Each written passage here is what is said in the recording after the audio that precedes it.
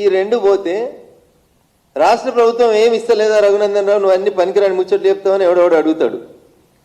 ఇస్తుంది రాష్ట్ర ప్రభుత్వం. రాష్ట్ర ప్రభుత్వం ఒకటే ఒకదానికి పైసలు ఇస్తుంది. దేనికి ఇస్తుంది?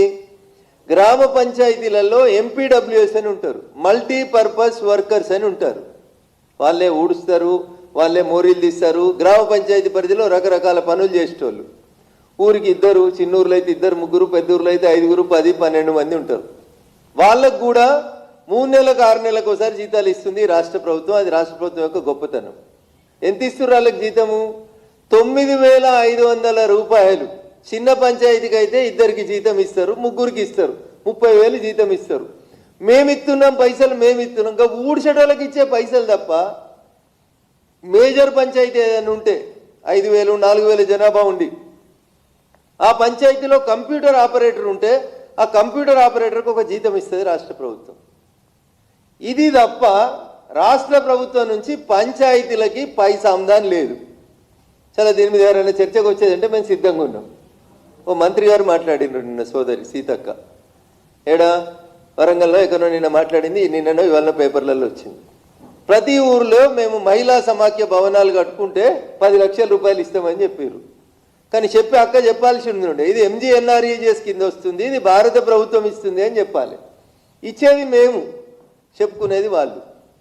పాత ప్రభుత్వంలో కూడా నేను మొదలుపెట్టిన సరికి అంతకుముందు ఎవరు సరిగ్గా చెప్పుకుపోయేటోళ్ళు మా వాళ్ళు. శ్మశాన వాటికలు కట్టిర్రు, 100% MGNREGS పథకం కిందనే కట్టిర్రు. ఊర్లో పల్లె ప్రకృతి వనం పెట్టిర్రు, 100% భారత ప్రభుత్వం ఇచ్చిన పైసలతోటే పెట్టిర్రు. ఊర్లల్లో మొక్కలు నాటిర్రు, 100% భారత ప్రభుత్వం ఇచ్చిన MGNREGS పథకమే తప్ప ఇంకోటి ఏం లేదు. పోయిన ప్రభుత్వానికి నోరు ఎక్కువ ఉండే, టీవీ ఛానళ్ళు ఎక్కువ ఉండే, యూట్యూబ్ ఛానళ్ళు ఎక్కువ ఉండే, బెదిరించి ఎట్లా వార్తలు రాయించుకోవాలో వాళ్ళకి తెలుసు. కాబట్టి బీజేపీ పాలిత రాష్ట్రాలలో ఉన్నాయా అని ఎదురుదాడి చేస్తుండే అప్పుడున్న ముఖ్యమంత్రి. దానికి సమాధానం ఏంటంటే, ఒక ఊరికి శ్మశాన వాటికి అవసరం ఉంటుంది, ఒక ఊరికి గ్రామ పంచాయతీ అవసరం ఉంటుంది, ఇంకో ఊరికి అంగన్వాడీ అవసరం ఉంటుంది, ఇంకో ఊరికి గోదాము అవసరం ఉంటుంది. ఆయా రాష్ట్రాల అవసరాలని బట్టి MGNREGS డబ్బుల్ని వాడుకుంటాయి. దానికి ఇక పోయిన ప్రభుత్వం 10 సంవత్సరాలు మేమే చేసినాం అని చెప్పి వాళ్ళు బాకాలు ఊదుకున్నారు.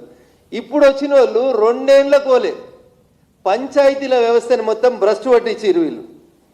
అసలు కొంచెం పని కూడా జరగలేదు. అసలు లోకల్ అడ్మినిస్ట్రేషన్ అనే పదానికి